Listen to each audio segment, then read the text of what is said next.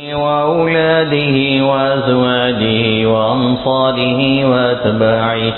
وشيعه ومحبيه وأمته وعلينا معهم أجمعين وسلم تسليما كثيرا كثيرا.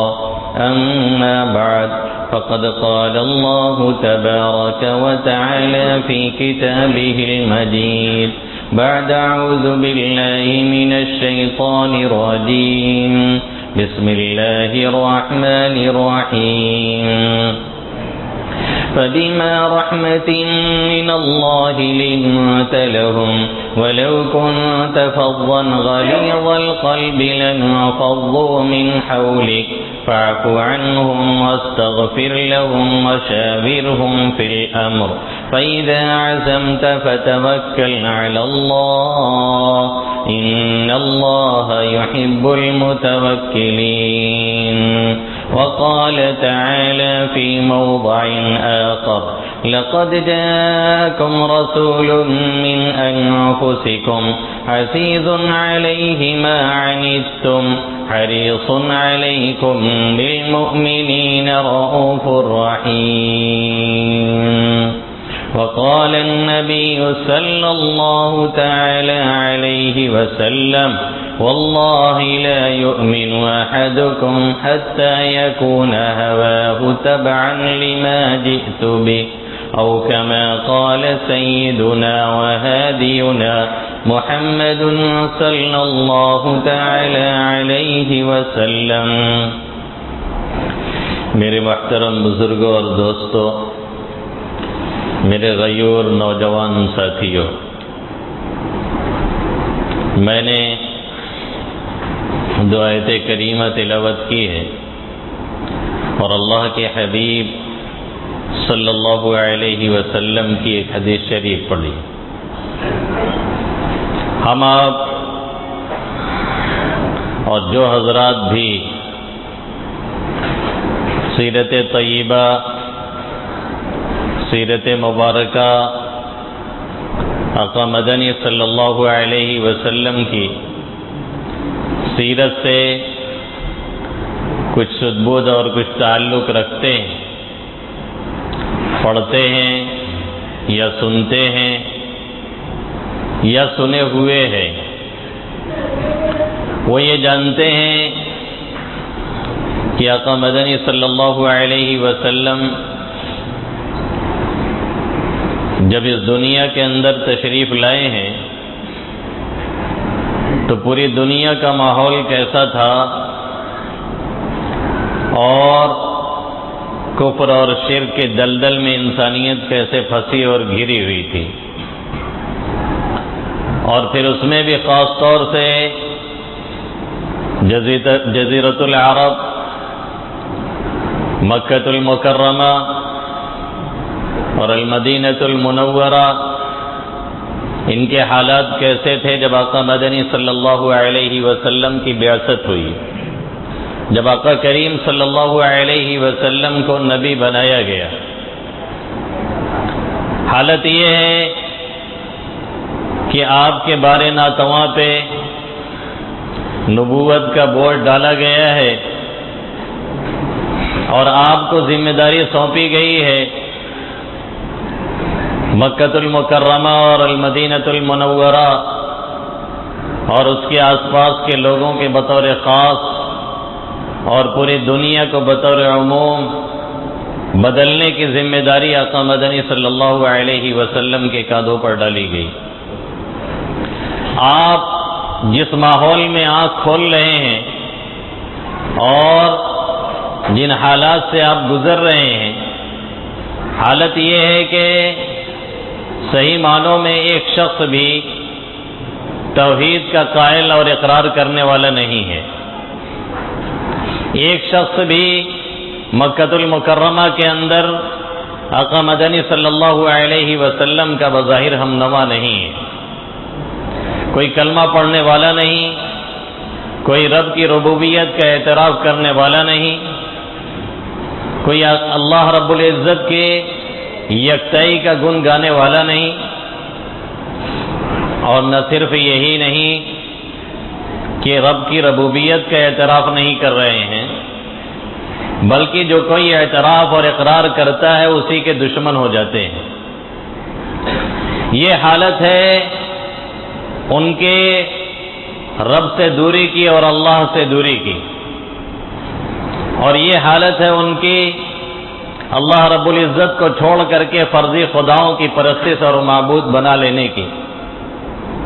کہ ایک نہیں سینکڑوں بتوں کی پوجا کرتے ہیں۔ سفر کا خدا اور ہے، حضر کا خدا اور ہے، گھر پہ ہیں تو دوسرا معبود ہے، سفر میں ہے تو دوسرا معبود ہے، خانہ کعبہ کے مطاف میں دوسرے معبود ہیں، اندر دوسرے معبود رکھے ہوئے ہیں، اور انہی معبودوں سے کبھی کبھی کام بھی نکال لیا جاتا ہے، خود کام چلا لیا جاتا ہے۔ معلوم یہ ہوا کہ وہ ستو اور آٹا جو اس کے ذریعے سے معبود بنا کر کے اسے خود ہی پوجتے ہیں، اور ضرورت پڑ گئی تو اسی کو توڑ کر کے کھا بھی جاتے ہیں اور استعمال بھی کر لیتے ہیں۔ یہ حالت ہے ان کی، اور اخلاقی پستی کا عالم یہ ہے کہ ایک ایک پیسے کے لیے، جسے ہم آج کے دور میں کہہ سکتے ہیں، ایک دوسرے کی جان کے پیاسے بن جاتے ہیں۔ کوئی ایک دوسرے سے مطمئن اور مامون نہیں نظر آتا ہے۔ امن و اطمینان نام کی کوئی چیز دور دور تک نظر نہیں آتی ہے۔ ایسے ماحول میں آقا مدنی صلی اللہ علیہ وسلم کو ایسے لوگوں کو سنوارنے کی، ایسے لوگوں کو بنانے کی، ایسے لوگوں کو راہ راست پہ لانے کی، ایسے لوگوں کو توحید کا علم بردار بنانے کی ذمہ داری سونپی گئی ہے۔ ایسے لوگ ہیں جو وحشی صفت ہیں، ایسے لوگ ہیں جو درندہ صفت ہیں، ایسے لوگ ہیں جنہیں کہا جاتا ہے کہ مینگنیوں سے کھیلنے والے ہیں، ایسے لوگ ہیں جنہیں کہا جاتا ہے کہ بدیشی قوم ہیں، ایسے لوگ ہیں جنہیں کہا جاتا ہے کہ اونٹوں کے چرواہے ہیں۔ کبھی ان پر رومیوں کا تسلط اور غلبہ ہوتا ہے، کبھی ایرانی ان پر حملہ کرتے ہیں، کبھی کوئی ان پر اپنی حکومت چلاتا ہے۔ نہ کوئی قیادت ہے، نہ کوئی سیادت ہے، نہ کوئی رہنمائی ہے، نہ کوئی اتحاد ہے، ایک درندہ صفت قوم ہے۔ ایسی قوم کو آقا مدنی صلی اللہ علیہ وسلم کو سنوارنے کے لیے دیا جاتا ہے۔ آقا جب آنکھ کھولتے ہیں، آقا کی جب بعثت ہوتی ہے تو صحیح معنوں میں کوئی توحید کا علم بردار نہیں ہے، لیکن 23 سال کی مختصر سی مدت کے اندر آقا مدنی صلی اللہ علیہ وسلم نہ صرف مکہ المکرمہ، نہ صرف المدینہ المنورہ، بلکہ پورے جزیرۃ العرب کی کایا پلٹ کر کے رکھ دیتے ہیں۔ وہ لوگ جو ایک ایک اور ایک ایک پیسے کے لیے دوسروں کی جان لے لیا کرتے تھے، ان کے اندر آقا مدنی صلی اللہ علیہ وسلم اتنی تبدیلی پیدا کر دیتے ہیں، اتنی تبدیلی پیدا کر دیتے ہیں کہ جان لینا تو چھوڑ دیجیے، وہ اپنی جان بھی دوسرے کے لیے نچھاور کر دیتے ہیں۔ خود پیاسے دنیا سے چلے جانا گوارا کرتے ہیں، لیکن اپنے بھائی سے پہلے پانی پینا گوارا نہیں کرتے ہیں۔ آقا مدنی صلی اللہ علیہ وسلم نے جب اپنی تعلیم شروع کی، جب اپنی تبلیغ شروع کی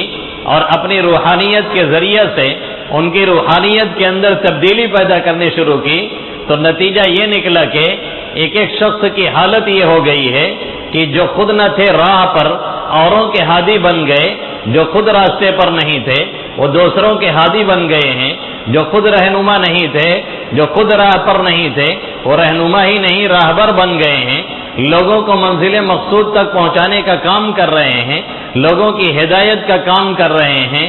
لوگوں کے لیے ایک مشعل راہ بن گئے ہیں۔ جو خود گم گشتے راہ تھے، جو راستے کو کھو چکے تھے پوری طرح سے، وہ اتنا راہیاب ہو گئے ہیں کہ اللہ کے حبیب صلی اللہ علیہ وسلم خود فرماتے ہیں، اصحابی کالنجوم فبأیہم اقتدیتم اہتدیتم، میرے صحابہ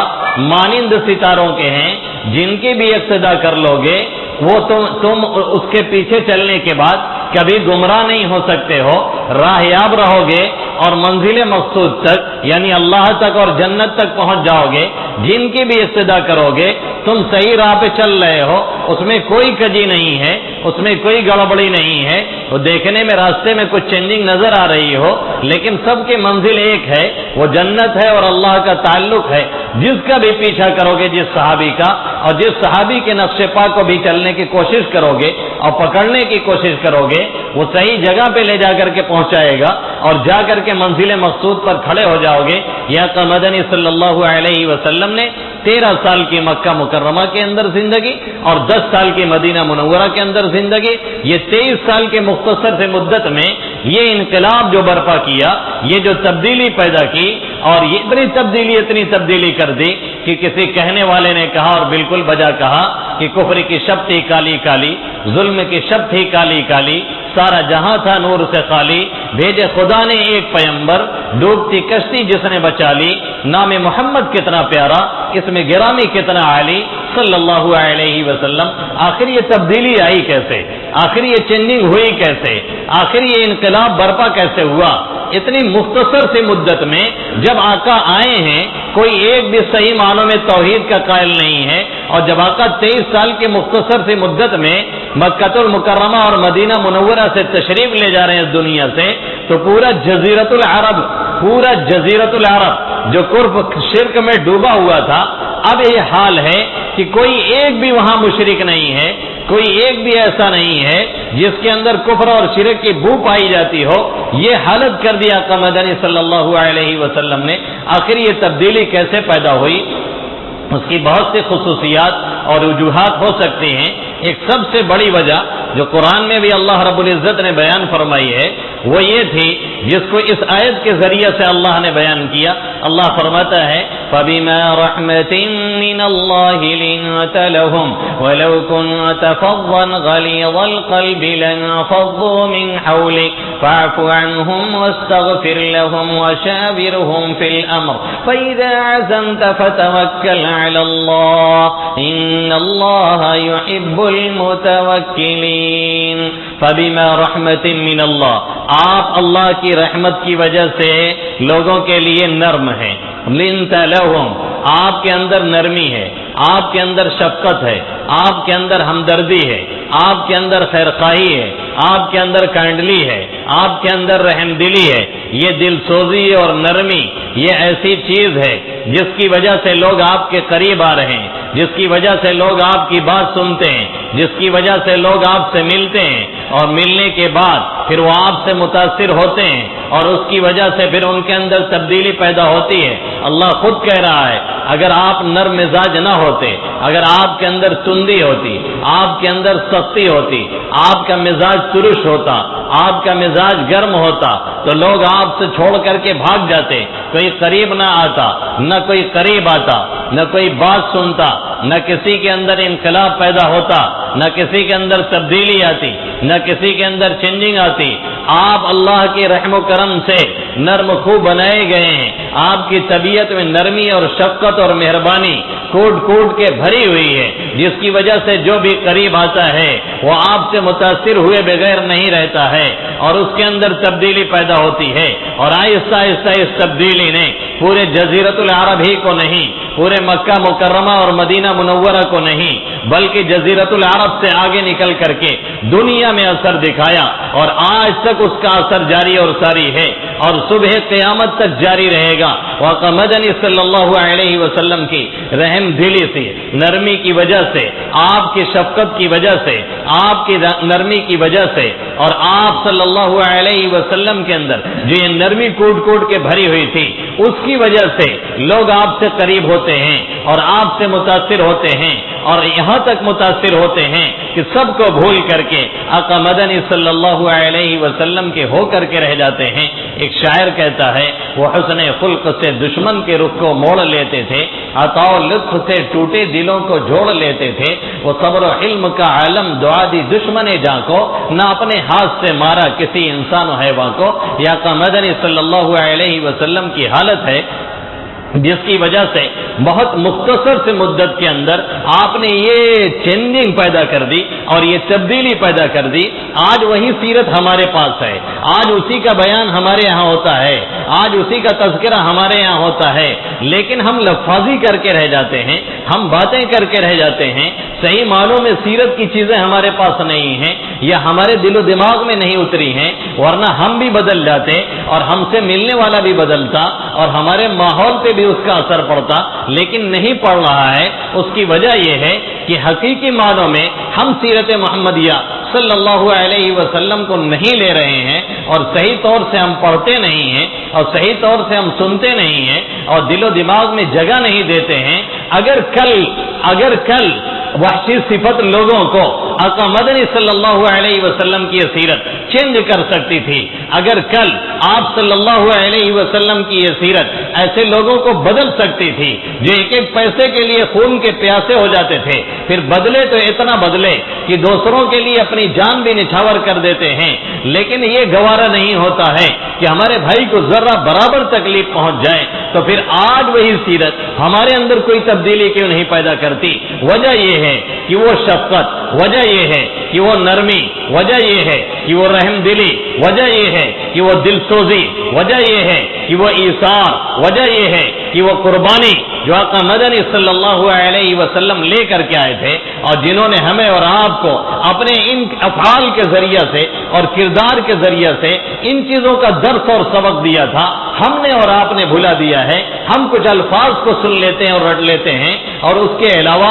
حقیقی معنوں میں سیرت محمدیہ صلی اللہ علیہ وسلم ہمارے پاس نہیں ہے, ورنہ تبدیلی آج بھی آتی اور کل بھی اسی سے آنے والی ہے. اس کے علاوہ کوئی دوسرا راستہ نہیں ہے. سیرت محمدیہ صلی اللہ علیہ وسلم پرانی ہونے والی نہیں, گھسنے والی نہیں ہے, اس میں کوئی کاربن آنے والا نہیں ہے, اس میں کوئی خرابی نہیں آنے والی ہے, اس کو کوئی تجدید کی ضرورت نہیں ہے. ضرورت اس بات کی ہے کہ ہم اور آپ سیرت محمدیہ صلی اللہ علیہ وسلم کے مطابق اپنے آپ کو ڈھالنے کی اور سمجھنے کی کوشش کریں اور پڑھنے کی کوشش کریں. ماجد دیوبندی نے کیا ہی خوب کہا, سیرت مصطفیٰ پڑھیں ماجد, خود کو انسان اگر بنانا ہے, اگر انسان بنانا ہے تو سیرت محمدیہ صلی اللہ علیہ وسلم کو دیکھنا پڑے گا. اکثر یہاں گارجین اور پیرنٹ اور ذمہ دار بیٹھے ہوئے ہیں, ان کے لیے ایک واقعہ آپ کی نرمی اور شفقت اور مہربانی کا کوٹ کر کے بات کو پورا کرنا چاہوں گا. ایک نوجوان آقا مدنی صلی اللہ علیہ وسلم کی خدمت میں حاضر ہوتا ہے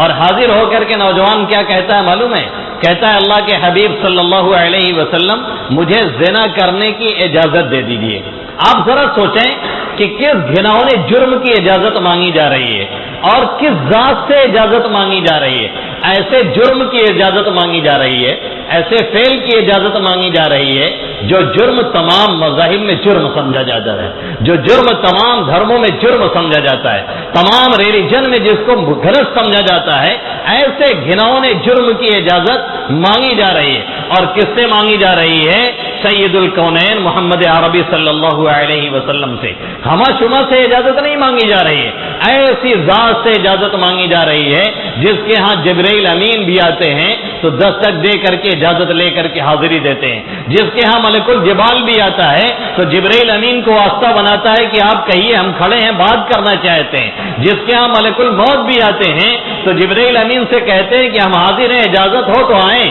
کچھ کلام کرنا ہے, کچھ بات کرنی ہے. جن کی شان یہ ہے کہ فرشتے بھی وہاں سر جھکاتے ہیں, جن کی شان یہ ہے کہ فرشتے بھی اجازت لے کر کے آتے ہیں, جن کی شان یہ ہے کہ ملک الموت بھی آتے ہیں تو واسطہ بنا کر کے اجازت لیتے ہیں, جن کی شان یہ ہے کہ وہ چلیں تو سارا زماں چلے اور رکیں تو سارا جہاں رکے, جن کی حالت یہ ہے. ان سے آ کر کے ایک نوجوان کیا کہتا ہے, اے اللہ کے حبیب صلی اللہ علیہ وسلم آپ مجھے زنا کی اجازت دیجیے. اگر آج کے دور میں ہم اور آپ ہوتے یا کوئی اس طرح کا قائد اور لیڈر ہوتا تو ظاہر اس نوجوان کے ساتھ کیا معاملہ کرتا سب سمجھ سکتے ہیں. اگر وہ کچھ نہ بولتا تو کم سے کم اس کے مریدین وغیرہ تو اس کی تکا بوٹی تو کر ہی دیتے, اس کو مجلس سے مار کر کے بھگا ہی دیتے. لیکن قربان جائیے محمد عربی صلی اللہ علیہ وسلم پر, جن کا کام اپنی بھڑاس نکالنا نہیں تھا, جن کا کام اپنے جذبات کو کسی پر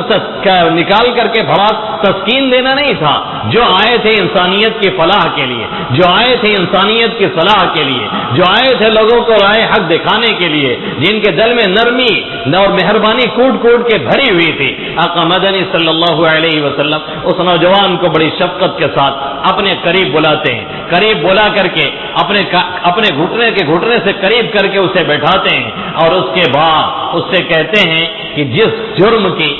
گھناؤنے جرم کی تم اجازت چاہ رہے ہو، زنا جیسی جرم کی، یہ بتاؤ اگر یہی کوئی کام تمہاری ماں کے ساتھ کرے تو تم گوارا کرو گے؟ وہ نوجوان کہتا بالکل نہیں گوارا کرتا. آپ صلی اللہ علیہ وسلم نے فرمایا تم جس کے ساتھ یہ کام کرو گے وہ بھی کسی کی ماں ہوگی. پھر آپ نے پوچھا یہ بتاؤ کہ جس جرم کی تم اجازت مانگ رہے ہو اگر تمہاری بہن کے ساتھ کوئی یہ کرے تو کیا تم گوارا کرو گے؟ اس نوجوان نے کہا نہیں گوارا نہیں کر سکتا. آپ نے فرمایا جس کے ساتھ تم یہ کام کرو گے وہ بھی کسی کی بہن ہوگی. پھر آقا مدنی صلی اللہ علیہ وسلم نے فرمایا یہ بتاؤ جس جرم کی تم اجازت مانگ رہے ہو، جس گھناؤنے کام کی اجازت مانگ رہے ہو، اگر کسی خالہ کے ساتھ کوئی کرے تو کیا تم اجازت دے دو گے؟ اس نے کہا نہیں. آپ نے فرمایا جس کے ساتھ تم یہ حرکت کر رہے ہوگے وہ بھی کسی کی خالہ ہوگی. ایک ایک مثال دے کر کے، ایک ایک ایگزامپل دے کر کے آقا مدنی صلی اللہ علیہ وسلم نے اس نوجوان کو سمجھانے کی کوشش کی. نتیجہ یہ نکلا کہ اس کے ذہن و دماغ کے جو بند دریچے تھے وہ کھلنے لگے، وہ ہونے لگے کہ کر کے سارے دریچے اس کے آہستہ آہستہ کھل گئے. اور اس کے بعد وہ نوجوان وہاں سے توبہ کر کے اٹھتا ہے اور کہتا ہے آج کے بعد سے کبھی اس طرح کے جرم نہیں کر سکتے، ہم سوچ بھی نہیں سکتے ہیں. آقا مدنی صلی اللہ علیہ وسلم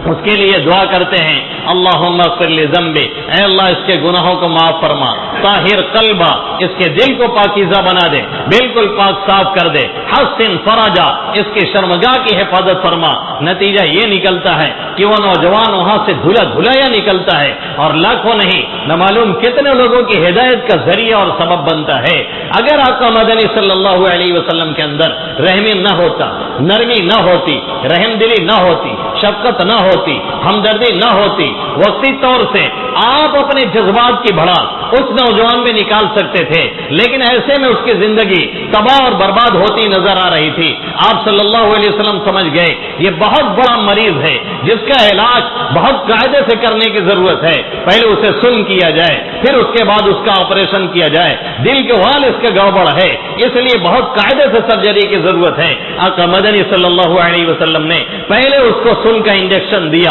یعنی اس کو سمجھایا، اور جب اس کے دل و دماغ میں بات اتر گئی پھر وہ وہاں سے اٹھتا ہے آقا کی دعا لے کر کے ہمیشہ کے لیے توبہ کر کے جاتا ہے. کیا آج ہمارے گارجین، کیا آج ہمارے پیرنٹ، کیا آج ہمارے ذمہ دار اپنے ماتحتوں کے ساتھ، اپنے بچوں کے ساتھ، اپنی بیویوں کے ساتھ، اپنے نیچے والوں کے ساتھ، اپنے غلاموں کے ساتھ، اپنے نوکروں کے ساتھ ایسی شفقت اور ہمدردی کا مظاہرہ کر سکتے ہیں؟ کیا آج کے معلم، کیا آج کے مربی، کیا آج کے واعظ، کیا آج کے مقرر یہ اپنے لوگوں کے ساتھ ایسی نرمی اور مہربانی کا ثبوت دے سکتے ہیں؟ ظاہر ہم نہیں دے رہے ہیں، جس کی وجہ سے ہمارے مسائل پیچیدہ سے پیچیدہ ہوتے چلے جاتے ہیں. جو ہمارے قریب رہتا ہے وہ بھی ہم سے دور ہوتا چلا جاتا ہے. آقا مدنی صلی اللہ علیہ وسلم کی حالت یہ ہے چوراہوں پہ لوگ بیٹھائے جاتے ہیں اور پہرے لگائے جاتے ہیں، کوئی ان کی بات سننے نہ پائے. جو سنتا ہے وہ جادو کر دیتا ہے. آپ کو جادوگر کہا جاتا ہے، آپ کو جھوٹا کہا جاتا ہے، آپ کو فراڈیا کہا جاتا ہے. چوراہے پہ پہرے لگائے جاتے ہیں، کوئی آقا کی بات نہ سننے پائے، لیکن لوگ جاتے ہیں کہ لاؤ تھوڑا سا سن ہی لے، دیکھیں کیا کہتا ہے وہ شخص. لیکن جو سنتا ہے وہ آپ کا گرویدہ ہو جاتا ہے اور وہ آپ کی طرف ہو جایا کرتا ہے. اور ہم میں اور آپ میں یہ حالت ہے کہ جو ہم سے ملتا ہے وہ اور دور ہو جایا کرتا ہے. جب تک یہ شفقت، جب تک یہ دل سوزی، جب تک یہ ہمدردی، جب تک یہ رحم دلی ہمارے اور آپ کے اندر نہیں پیدا ہوتی ہے تب تک آسانی سے ہم کسی کی اصلاح نہیں کر سکتے ہیں. کیا وجہ ہے کہ ایک غیر اٹھتا ہے وہ ہمارے بیٹے کو کیپچر کر لیتا ہے؟ کیا وجہ ہے کہ کچھ چار ساتھی ملتے ہیں ہمارے بچے کو کیپچر کر کے اس کو غلط راستے پہ ڈال دیتے ہیں؟ لیکن ہم سے یہ نہیں ہو پاتا کہ ہم مہربانی کے ساتھ، ہم نرمی کے ساتھ، ہم پیار کے ساتھ اس کو کھینچ کر کے اپنے قریب کریں، رب سے کہیں، اللہ سے دعائیں مانگیں، اس کے لیے دعائیں کریں تاکہ وہ صحیح راہوں پہ رہے، وہ ہمارا بھی قوت بازو بنے، اس کا بھی راستہ صحیح رہے، دین بھی اس کا سنورے اور دنیا بھی اس کی بنی رہے۔ اگر ہم چاہتے ہیں کہ ہمارے اور آپ کی اخلاقی حالت صحیح رہے اور یہ ہمارے حالات بھی صحیح رہیں، تو پھر وہی سیرت محمدیہ صلی اللہ علیہ وسلم کو ہمیں اور آپ کو لینا پڑے گا، جیسے اس زمانے میں اس نے چندی پیدا کی اور آج تک اس کے اثرات ظاہر اور باہر ہیں اور کھلے ہوئے ہیں اور قیامت تک چلتے رہیں گے۔ ہمیں اور آپ کو اگر بدلنا ہے اور معاشرے اور ماحول کو چینج کرنا ہے تو پھر یاد رکھیں ہمیں بھی اسی سیرت کی طرف لوٹ کر کے آنا پڑے گا۔ اللہ رب العزت ان چند باتوں پر مجھے بھی عمل کرنے کی توفیق نصیب فرمائے، آپ سبھی حضرات کو آمین یا رب العالمین۔ حیات باقی، ملاقات باقی، پھر آئیں گے، پھر اور باتیں کریں گے انشاءاللہ تعالی۔ درود شریف پڑھ لیں، دعا کر لیجیے۔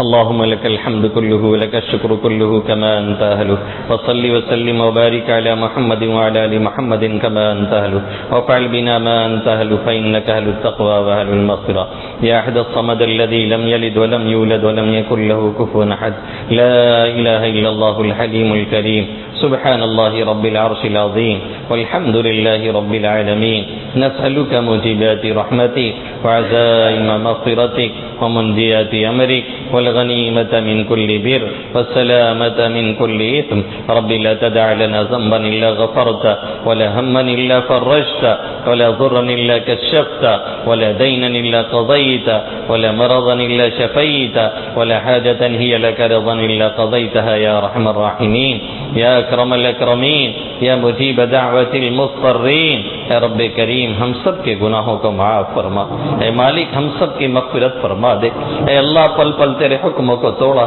قدم قدم پہ نافرمانی کی ہے،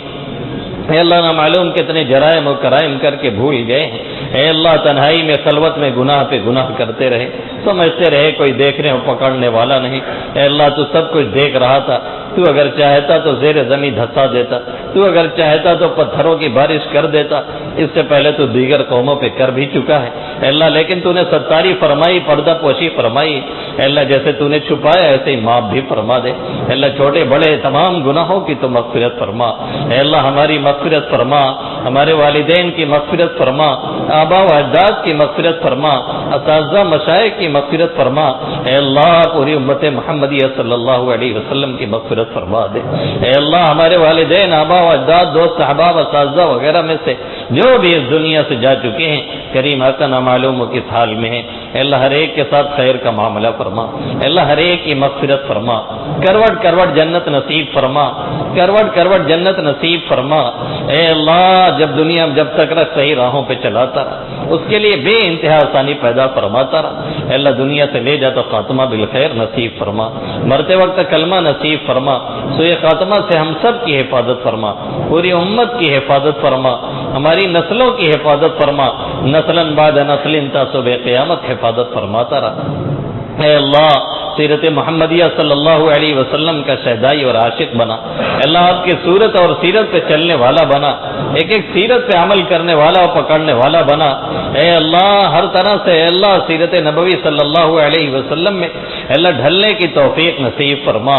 اے اللہ، ہمیں جتنے بیمار انہیں شفا عطا فرما، جلد از جلد شفا عطا فرما اے اللہ، نامعلوم کتنے مریض بیڈ پہ سسک رہے ہیں، کتنے علاج کرتے کرتے دوا کھاتے کھاتے تھک چکے، تیرا اشارہ نہیں اس لیے شفا نہیں اے اللہ، وَإِذَا مَرِضْتُ فَهُوَ يَشْفِينِ، تیری شان تو منٹوں سیکنڈوں میں شفا دیتا ہے اور دے سکتا ہے اے اللہ، تو ہر ایک کو شفا عطا فرما اے اللہ، ہر طرح کی مہلک اور خطرناک بیماریوں سے ہم سب کی حفاظت فرما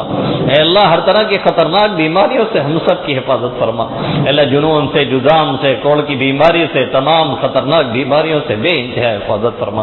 اے اللہ، جب تک رکھ دنیا میں تمام اعضاء کو صحیح سالم رکھ اے اللہ، ایک ایک اعضاء سے فائدہ اٹھانے والا بنا کے رکھ اے اللہ، کسی پہ بوجھ نہ بنا، دوسرے کا بوجھ اٹھانے والا بنا کر کے رکھ اے اللہ، تمام اعضاء کو صحیح سالم رکھ اے اللہ دنیا سے لے جا تو خاتمہ بالخیر نصیب فرما، مرتے وقت کلمہ نصیب فرما، سوئے خاتمہ سے ہم سب کی حفاظت فرما۔ اے اللہ جتنے قرض میں ڈوبے ہیں قرض کی ادائیگی کا ذریعہ پیدا فرما، اے اللہ قرض کی ادائیگی کا ذریعہ پیدا فرما، اے اللہ قرض کے بوجھ کے آنے سے حفاظت فرما، اے اللہ تنگی رزق سے حفاظت فرما، وسیع رزق عطا فرما، جو اس میں بے انتہا برکت عطا فرما، ہر طرح کی بے برکتی سے حفاظت فرما، ہر طرح کی لاچاری و مجبوری سے حفاظت فرما، زندگی کے ہر موڑ پہ کامیابی نصیب فرما، ہر مقام پہ سرخروئی عطا فرما۔ اے اللہ مسلمان جہاں پریشان انہیں پریشانیوں سے نجات عطا فرما، جو ناحق جیلوں میں بند ہے ان کی رہائی کا ذریعہ پیدا فرما۔ نہ معلوم کتنے بے گناہ کہاں کہاں مارے جا رہے ہیں اور مارے گئے ہیں، ماں بہنوں کی عزتیں لوٹی جا رہی ہیں اور لوٹی جاتی ہیں۔ اے اللہ تو ہر سطح پہ حفاظت فرما، اے اللہ ہر جگہ پہ حفاظت فرما، خاص طور کے طریق پورا کے مسلمانوں کی بے انتہا حفاظت فرما، ان کی عزت کی، آبرو کی، جان کی، مال کی بے انتہا حفاظت فرما۔ جن ظالموں اور درندوں نے ان کے ساتھ برا کیا ہے اے اللہ ان کی اصلاح مقدر ہے تو فرما، نہیں مقدر ہے تو مثل فرعون غرق فرما، مثل قارون دھسا دے، مثل نمرود و شداد تباہ کر دے۔ اے اللہ دیار ہند میں ہندی مسلمانوں کے ساتھ بے انتہا خیر کا معاملہ فرما، ہر جگہ امن و امان نصیب فرما، ہر جگہ امن و اطمینان عطا فرما۔ اے اللہ ظالموں کا تختہ مشق نہ بنا، اے اللہ ان غیروں سے نجات عطا فرما، اے اللہ ایسے کو مسلط نہ فرما جو ہم پر رحم نہ کرے۔ اے اللہ مساجد کی، مدارس کی، ملی تنظیموں کی بے انتہا حفاظت فرما۔ اے اللہ پوری ممبئی کے پورے علاقے والوں کو امن و امان نصیب فرما۔ اے اللہ دشمنوں کے نرغے میں ان کے قبضے میں جانے سے بے انتہا حفاظت فرما۔ اے اللہ ہر طرح کی بے بسی، بے کسی، لاچاری، مجبوری سے بے انتہا حفاظت فرما۔ اے اللہ ہر طرح کی بزدلی، بے کسی، بے بسی، لاچاری اور مجبوری سے بے انتہا حفاظت فرما۔ اے اللہ جتنے ہاتھ اٹھا کے بیٹھے ہیں نہ معلوم کیسی کیسی حاجات لے کے آئے، کون کس مسئلے میں پریشان ہے تو خوب جانتا ہے، بہت سی باتیں تیرے علاوہ کسی سے نہیں کہی جا سکتی، تو علیم بذات الصدور ہے، دلوں کے رازوں سے واقف ہے۔ اے اللہ کوئی رزق کے مسئلے میں پریشان، کوئی شادی بیاہ میں الجھا، کوئی کسی اور مسئلے کو لے کے پریشان ہے، اے اللہ کوئی بیماری سے جوجھ رہا ہے، اے اللہ بہت سی باتیں تیرے علاوہ کسی سے نہیں کہی جا سکتی، تو علیم بذات الصدور ہے، دلوں کے بھیدوں سے واقف۔ اے اللہ خالی ہاتھ لوٹاتے ہوئے تجھے شرم آتی ہے، اے اللہ سب بھیک کا کٹورا لے کے آئے ہیں، بھیک منگے ہیں تیرے دروازے پہ حاضر، اے اللہ ہر ایک کی جھولی کو مرادوں سے بھر دے، اے اللہ ہر ایک کے دامن کو مرادوں سے بھر دے، اے اللہ کسی کو محروم نہ فرما۔ اے اللہ خالی ہاتھ لوٹاتے ہوئے تجھے شرم آتی، ان ہاتھوں سے شرم کھا جا۔ اے اللہ نہ مانگنے والوں سے تو ناراض ہوتا ہے، مانگنے والوں سے تو خوش ہوتا ہے، دینے سے تیرے خزانے میں کوئی کمی آنے والی نہیں، ہم غریبوں بھیک منگوں کا کام بن جائے گا۔